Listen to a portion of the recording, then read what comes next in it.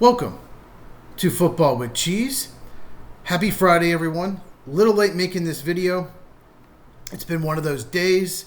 What I'm going to do is quickly recap Miami Buffalo, then preview each game. It's going to go a lot quicker because I just don't have much time. So, of course, subscribe if you're new to the channel. Hit the bell for notifications so you never miss one of my videos. Also, Sunday morning, I usually release a college recap video. I should have time because there's not as many big games. I actually had to leave out Alabama, Wisconsin last week. It just got too long. Shouldn't be an issue this week. There's just not as many big games. All right, let's get right into it. Buffalo 31, Miami 21. This game was closer probably even than the score indicated. Josh Allen played really well, 22 of 28. Tua was actually having a pretty good game. He had a horrible interception late. But he was getting pressure consistently. Just about every drop back, it seemed like. On that interception late in the game, which pretty much killed their chances, he tried to look off the corner, but the linebacker jumped the route. But he had pressure in his face. He had to get rid of it. But it was just a terrible throw. Second consecutive week, late in the game, just made a horrific interception. But Miami hung in this game. This was close. The other huge play was Zach Sealer, the starting defensive tackle for Miami. It was a special teams play. He destroys the long snapper, goes to block it. When you don't block it, you have to go at an angle where you're not going to take out the punter. And he takes him out, roughing the punter. And Buffalo would have punted 3 consecutive drives, which is incredible because Buffalo's offense is amazing. Miami's defense is one of the worst in the NFL. And it was devastating. But Dolphins are 0-3. It's looking like a lost season for them. Chris Greer, the GM, he needs to go. Mike McDaniel needs to go. They need to just clean house. I would shop just about everyone. Devon Achane had a great game. They ran the ball well. They need to do more of that. They threw 34 times, and they had 23 designed runs. That needs to be pretty much 50-50, especially against Buffalo, where their weakness is rush defense. Let's talk about Tyreek Hill. He had 5 catches, 49 yards, and a touchdown. Really good route on the touchdown. But there was a deep ball he absolutely should have had. I don't know what happened. And the week before, Kurt Warner had a really good breakdown. I saw on X where Tyreek Hill actually cost Tua the interception, didn't really run the route, was very lazy on it, and then improvised. And Tua assumed he'd run a slant, and he didn't. He kind of went deep. I'd just shop Tyreek Hill. Just move on from him. He's got off-the-field stuff. He's a distraction. Just take whatever you can get him off the roster. And anyone that's a free agent that you don't want to re-sign or think you can re-sign, just shop him. Load up next year. I might even shop Tua in the offseason, try to maybe draft a quarterback. But if you do draft a quarterback, you need to get some offensive line because their offensive line is horrible. I'll give Tua some credit. There were some plays, especially Joey Bosa was having a good game, where he was getting instant pressure and he felt it and he was able to scramble away. So his pocket awareness is pretty good. 34 attempts, 146 yards. There was too much pressure. He had to keep dinking and dunking it. And Miami, they have 2 good receivers in Hill and Waddle, and they have Achane. So they have to outscore people. Those 3 players have to be a focus. And they're not going to win any games where they score less than 30 points because they've given up 33, 33, and 31. They pretty much have to score 34 points every game to win. So they're not going to win many games. The Dolphins, this is an incredible stat. Since 2022, so 3 seasons plus 3 games, have won 3 total games against teams with winning records. And they've made the playoffs in at least one of those seasons. It's an incredible stat. They might have made it in 2 seasons. They have a good record against bad teams and 500 teams, but they don't beat good teams. They never win in Buffalo. And as far as the Bills go, Dalton Kincaid is having a good year. He was a borderline bust. He was a first-round pick a few years back.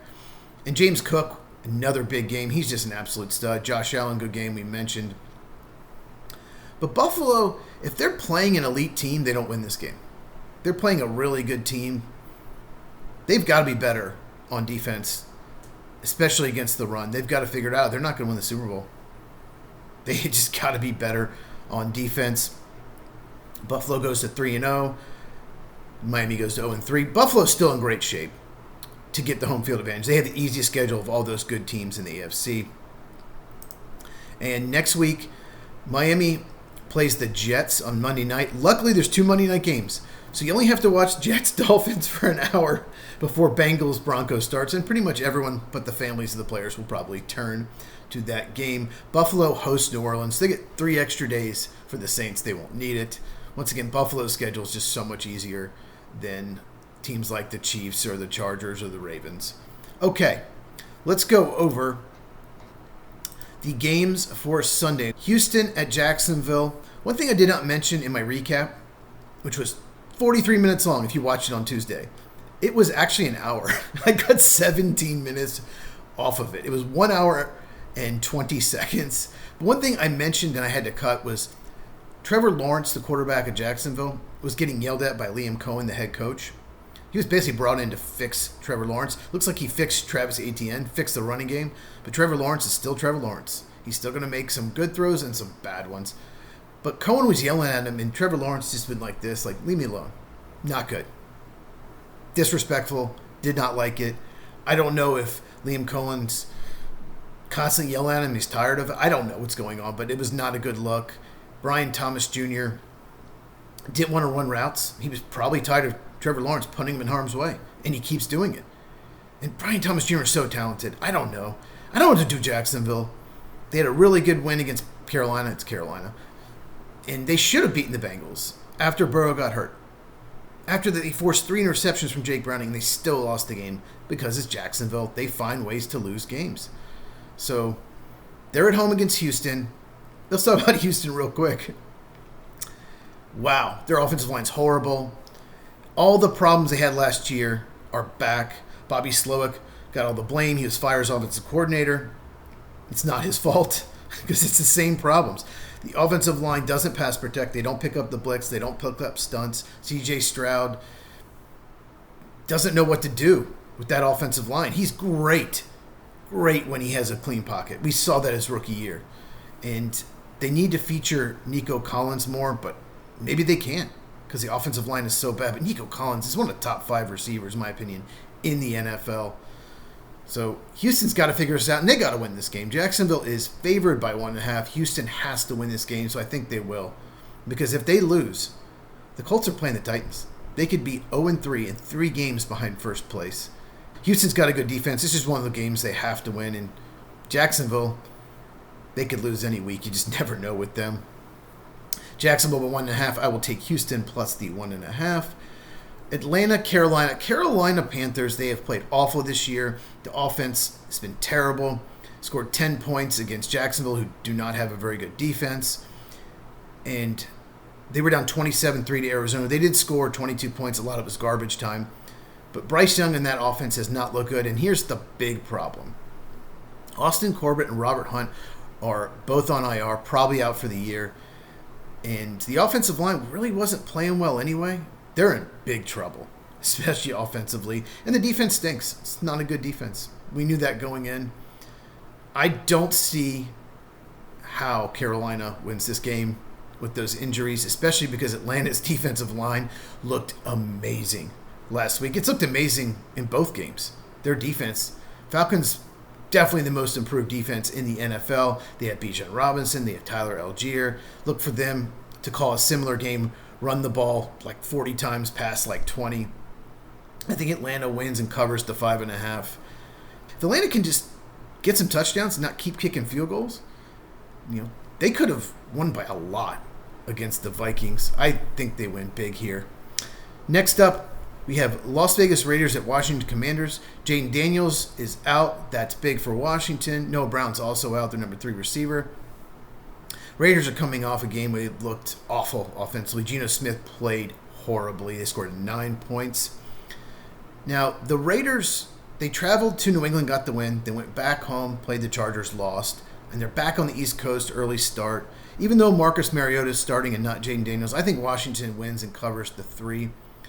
They get 3 extra days to prepare. And, well, actually 4 extra days. Because the Raiders played Monday night. And then the Raiders have to go on the road, travel day, maybe 5 extra days. Wow. Yeah, I like Washington in this game. Raiders, I don't know what New England did in week 1, but Raiders just don't look very good to me. The offensive line is not run blocking. Aston Gianti, he wants the ball more, but he's got to pass block better. He did not look good one particular rep in that game. And the Raiders' defense isn't very good. So, yeah, Washington, you just play Green Bay. You're a good team. We saw the Lions bounce back. I think they will, and they'll take it. Favored only by 3. Ooh, I really like that spread. Probably not confident enough to pick it in Survivor. I'm going to pick a different game, I think. But Washington should win and cover the 3. Jets at Buccaneers. Tampa by 6.5. You're thinking, oh, Buccaneers should win. They'll win. Here's the thing, though. The Buccaneers are missing both offensive tackles, and they have no depth on that line. They moved their center, Graham Barton, out to left tackle because Tristan Wirfs is out. And now Luke Gedecke's out. Both those guys are on IR. And Charlie Heck has to play right tackle. Both are disasters. Graham Barton's a good center, but that offensive line is bad right now. And I'm wondering if it's going to lead to mistakes by Baker Mayfield. He has 0 interceptions this year, but he could have 3, 4, maybe even 5. The Jets' defense has not looked good this year, and Jermaine Johnson is out, but Will McDonald, I wonder if we'll have a huge game off the edge. Quinnen Williams as well at defensive tackle. That's how the Jets could win this game, is forcing turnovers. They also cannot let Bucky Irving go off. I'm assuming Sauce Gardner is going to cover Mike Evans, follow him around. Another thing with Tampa, Emeka Egbuka is questionable. If he's out, that's brutal because Chris Godwin is already out. I'm going to actually take the Jets plus 6.5. I think the Buccaneers win, but it's going to be close. I'm so worried about the Buccaneers' offensive line. Jets' offense looked really good against the Steelers, looked really bad against the Bills. We'll see if they bounce back. 1 o'clock Eastern start, Rams at Eagles. Why? Why isn't this a Sunday night game? Why is it Chiefs-Giants? Irritates me. If you don't know, I have a 2 TV setup. I have the red zone on the right and the left. I just pick a game and watch it. So I'm definitely going to watch this game. Rematch of the playoff game in the snow where the Rams had a chance at the end but could not block Jalen Carter. For some reason, didn't double him. Lost by 6. So the Eagles, they're 2-0. But they are 2 plays away, I think, from being 0-2. Definitely in the Chiefs game. Travis Kelce hits off his hand, then his helmet is intercepted. 14-point swing. And CeeDee Lamb just kept dropping the ball. You can argue the Cowboys may have outplayed the Eagles in week 1. But the Eagles are 2-0. They have a very good offensive line. Rams have a really good defensive line. So that's the matchup to watch. The Rams have been susceptible against the run. So if Saquon just goes off, the Eagles will probably win. That's an unbelievable matchup to watch. Rams defense versus the Eagles offense. And the secondary of the Rams has been better than I thought it would be. It's been actually really good this year. I mean, can you name someone in that secondary? Most people probably cannot. And Jalen Hurts has not really been sharp this year. He's hit a couple balls down the field, but not many. His yards per attempt is very low. The passing game just hasn't been good for the Eagles yet. So the winner is in great shape. They'll be 3-0, and they'll have the tiebreak against the other in case they both finish something like 12-5. And they're fighting for like the number 2 or 3 seed. So really looking forward to that. Eagles minus 3.5. I'm going to take the Rams plus 3.5. Why not? I think it's pretty much a coin flip game. Although, once again, like we said with the Raiders and the Commanders, it's a West Coast team playing 1 o'clock start. So, I don't know. Maybe I'll rethink that. No, I'll take the Rams. Okay. Pittsburgh Steelers, New England Patriots. I have no idea what's going to happen in this game. I really don't. Pittsburgh offense looked so good week 1. Looked terrible last week. Jalen Warren's looked good, but I don't know what to do with this game. I don't understand the Steelers' defense. I thought it'd be good. I thought it'd be a top 5 defense. Top 10 for sure. It has been terrible. They've given up 31 points in both games to the Jets and the Seahawks. Not exactly the 2 best offenses in the NFL. In fact, at the end of the year, I doubt either team will be in the top 10 offense. There's a chance neither are in the top 20. We'll see. But Pittsburgh needs this game. One of the reasons they started 10-3 last year was because the defense was so good they won a lot of close games. Now, the offense is a little better this year with Aaron Rodgers and Jalen Warren playing really well. and added DK Metcalf, which they're not using right. They need to get him down the field, but the defense is worse. Right now, Pittsburgh looks like an 8-9 win team, in my opinion. The defense has to be better. New England lost at home to the Raiders. I still don't understand what happened in that game. Maybe I should go back and watch it, but I don't know if I have the time. And if I'm going to pick a game to rewatch, is it going to be Raiders, Patriots? Probably not. But New England loses at home to the Raiders. Then they go to Miami and win. They put up 33 points, which is good, but they gave up 27. The problem with New England, to me, is they just have too many new players, either in the draft or free agency. They basically turned half the roster over. So I think later in the year, they're going to be a team you don't want to play. But right now, I think Pittsburgh gets this. They're favored by 1.5. Rodgers didn't seem to be on the same page in that interception in the end zone with either Freiermuth or Calvin Austin. This is where it didn't hurt them week 1, but it's hurting him now that he wasn't there the whole offseason. He hasn't been there for years. Like some quarterbacks have been with the team and the same receivers for a long time. He has not. Just didn't seem to be on the same page, that interception. And obviously, Pittsburgh won't have that special teams breakdown like they had last week where they basically gave the Seahawks a touchdown. So I think Pittsburgh bounces back. They have to win this game. If you're trying to compete in the AFC North, you can't lose to a team like New England. Pittsburgh minus 1.5. I'll take them. I think they win by 3.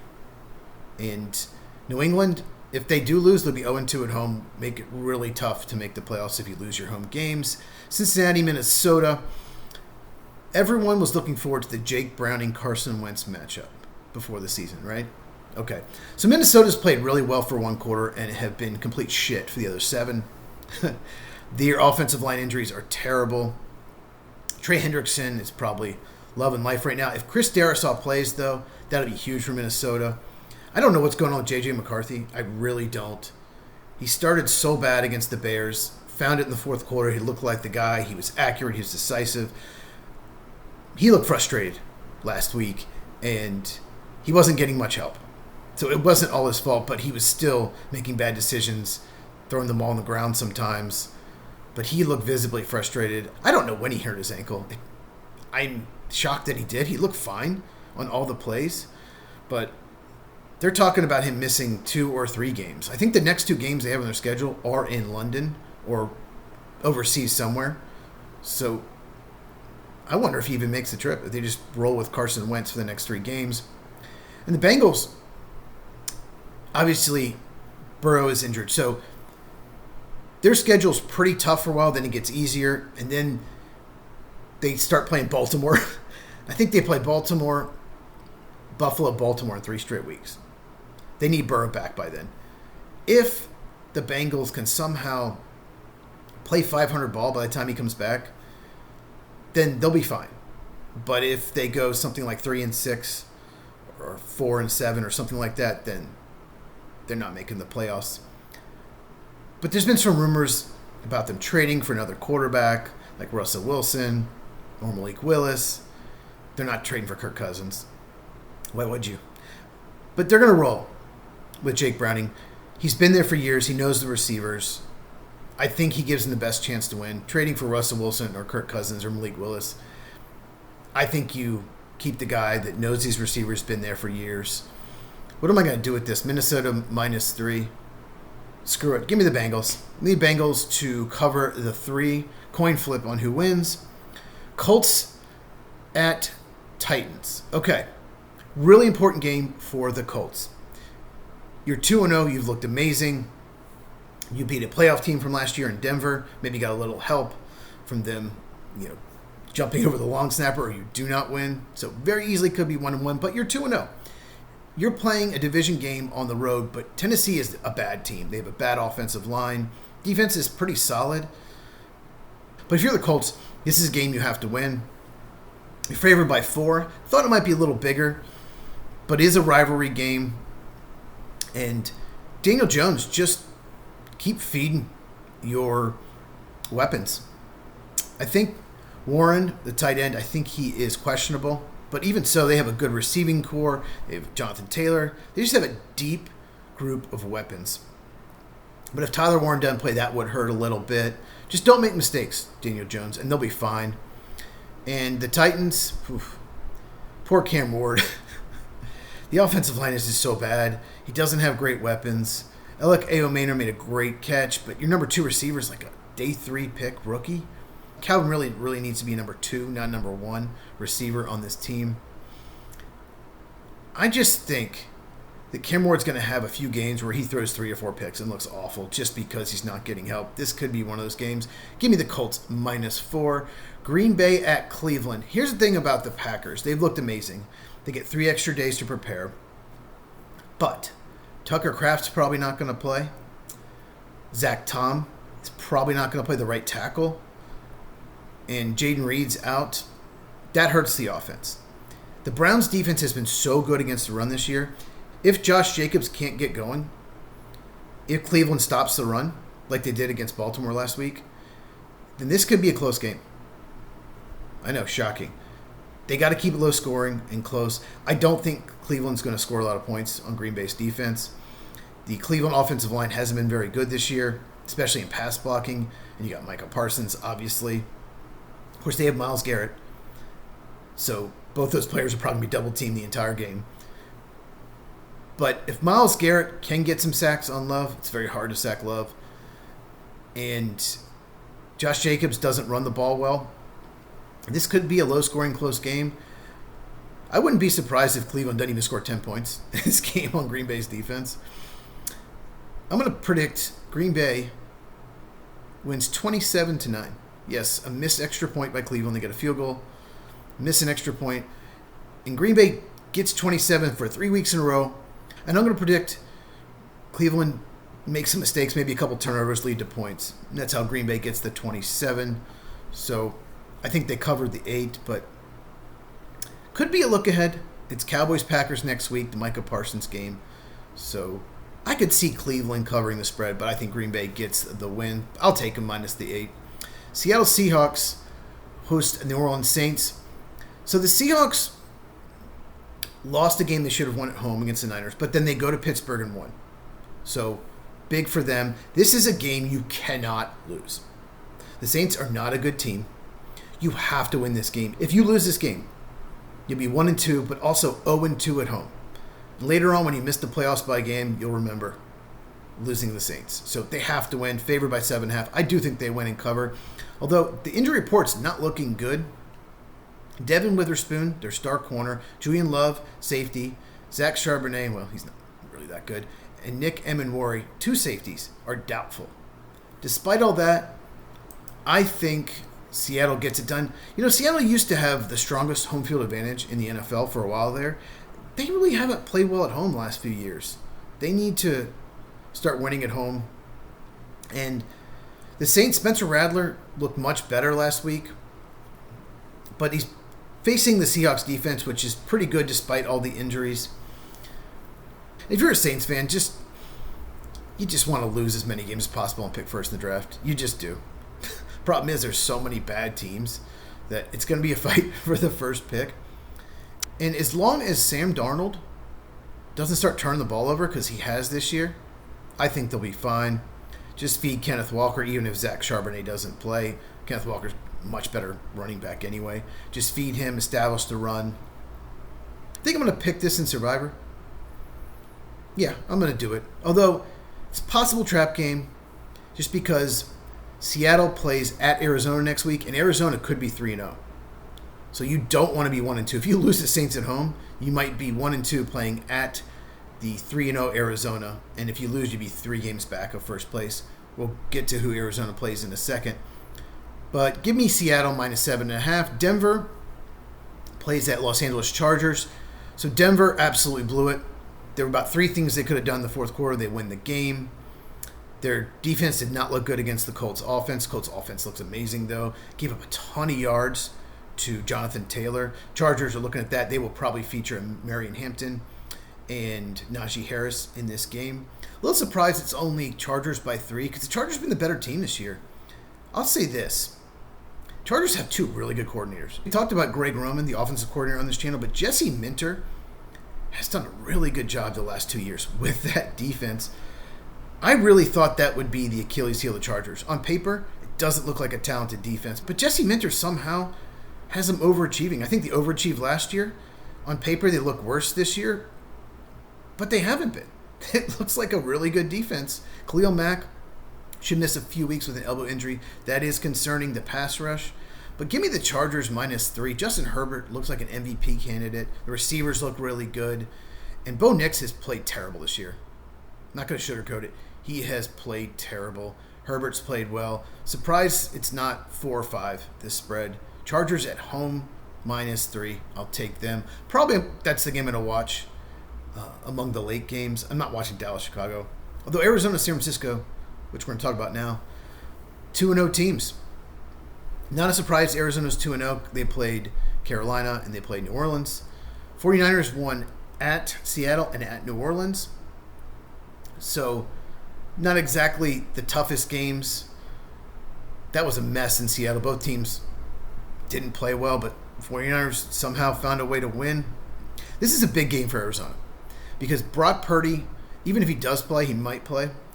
He's coming off turf toe. George Kittle's out. So if you're the Cardinals, if you want to win the division, this is a game you need to take care of. It's a road game in the division where the quarterback either may not play, Brock Purdy, or if he does, he is banged up. Arizona has beaten 2 bad teams, and the defense looks so much better for Arizona. So I'm going to say, this is a tough one, 49ers by 2.5. I'm going to take Arizona to cover the 2.5 and win. This is a game the Cardinals, if they want to be a playoff team, they need to win this game. And San Francisco's just got a lot of injuries. Will Johnson makes a big play late to win it, whether it's Mac Jones or Brock Purdy. Give me the Cardinals +2.5. Okay. Cowboys-Bears is the 4:25 Fox game of the week. Oh, my God. What a joke. They're combined 1-3. Both teams stink at defense. The Cowboys are 20th in the NFL in pressure rate. 20th. And it's almost like they're missing Micah Parsons. They are. They signed Jadeveon Clowney because they needed a pass rusher. Unbelievable. That is still going to go down as one of the worst trades in NFL history, especially if Green Bay wins like 2 Super Bowls with this group. I'm not saying they will, but what if they do? It's just crazy. And when Jerry says we're set up better without him, like for the future because of those draft picks, and those are going to be late first-round picks, and you're not going to get a Micah Parsons. The chances of you, if you keep all 4 picks, getting a Micah Parsons out of it, a generational talent, is slim to none. How many first-round picks end up like that? And the ones that do, like a Myles Garrett, Aiden Hutchinson, they were first and second picks in the draft. And you're probably not picking first or second. Okay, the game. It's a coin flip. Dallas is favored by 1. Bears are a disaster on defense. Caleb Williams, he's not a clutch player. He's inaccurate. Ben Johnson just doesn't know what to do with this group. Rome Odunze looks amazing. They're featuring him more, finally. But the Bears defense, Jalen Johnson is out, and the cornerback room stinks without him. Offensive line for the Bears hasn't been good. Looked so much more improved on paper, but it really isn't. Cowboys did really well offensively. Dak looks outstanding. CeeDee Lamb, you got George Pickens, you got Jake Ferguson. The running game has been better than expected. I just talked myself into it. I was going to pick the Bears. I can't pick the Bears. Dallas wins, goes to 2-1, covers the point. 2 games left. Chiefs at Giants. It should not be Sunday night. Both 0-2. What were they thinking? Of all the good games, wait to see what the Monday night game is. Chiefs have to win this game. They're favored by 6.5. I still think that's too many points. I'm going to take the Giants plus 6.5 because I think they can keep it close. But the Chiefs have to win this game. You cannot start 0-3 and expect to make the playoffs or compete in the division because the Chargers are at home against the Broncos. If the Chargers win and the Chiefs lose, you're 3 games back and you already lost to them. So Chiefs just have to be better. No Rashee Rice. I'm not sure if Xavier Worthy plays. If he does, that'll be a big boost to them. If he does, I'd probably flip that and take the Chiefs to cover. And the Giants, okay, so if you're a Giants fan, trust me, you want to lose. You want to pick as high as possible in the draft. You're not going to draft a quarterback because you just drafted one this past year in Jackson Dart. But if you're picking maybe second or third, you can trade out because the first 3 or 4 picks could be quarterbacks. You can trade out and get a lot for that pick. and get a right tackle and get another receiver and get a center and get a guard and get another guard because they need everything but left tackle. Andrew Thomas is good at left tackle, but the offense is bad. They need another weapon. They could use a stud tight end. There's just so many holes on that offense. So, yeah, I'm going to take the Giants plus 6.5 for now. Okay, one game left. Really looking forward to this. Detroit at Baltimore. This game is huge. Huge. Great for Monday night ratings. And here is why. The loser is going to be 1 and 2. These are two of the best teams in the NFL. If I was doing power rankings, they'd both be in my top 5, despite being 1 and 1. Baltimore should be 2 and 0. We all know what happened against the Bills. Baltimore's had trouble putting people away for whatever reason. They shouldn't with Derrick Henry and Lamar Jackson. Makes no sense. But Baltimore has the best offense in the NFL. Detroit has one of the best offenses, probably top 5 in the NFL. Detroit's loss was to Green Bay. They got pretty much handled in that game. But the winner is in good shape, and the loser already has 2 losses. And Buffalo's already won. If Baltimore loses this game, they'll be 1 and 2, 2 games behind Buffalo for the number 1 seed, and they'll have lost a tiebreak because they lost to Buffalo. And if you remember in the playoffs last year, they played at Buffalo, lost by 2 points. Also, if the Bengals win, they'll be 2 games back in the division. So I think Baltimore needs this game even more than Detroit. I think Detroit needs it as well. They'll be 2 games behind Green Bay in the division and lose a tiebreak. Really big game. The winner is in good shape. The loser is in big trouble. Baltimore minus 4.5. God, that's a lot of points. I think it was 5.5 actually originally. I get it. Baltimore's really good at home. God, that's a tough spread. I'm going to take Detroit to cover the 4.5. Final score will go with 38-34, Baltimore.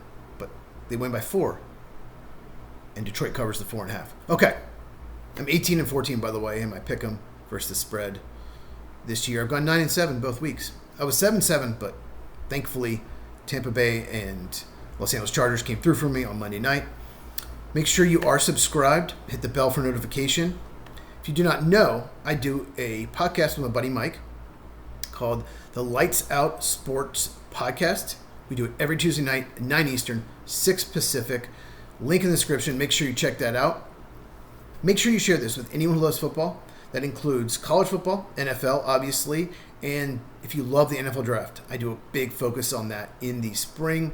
I think once a month I'm going to do prospect videos, just kind of going over who's on the rise, who you should watch out for in the college games.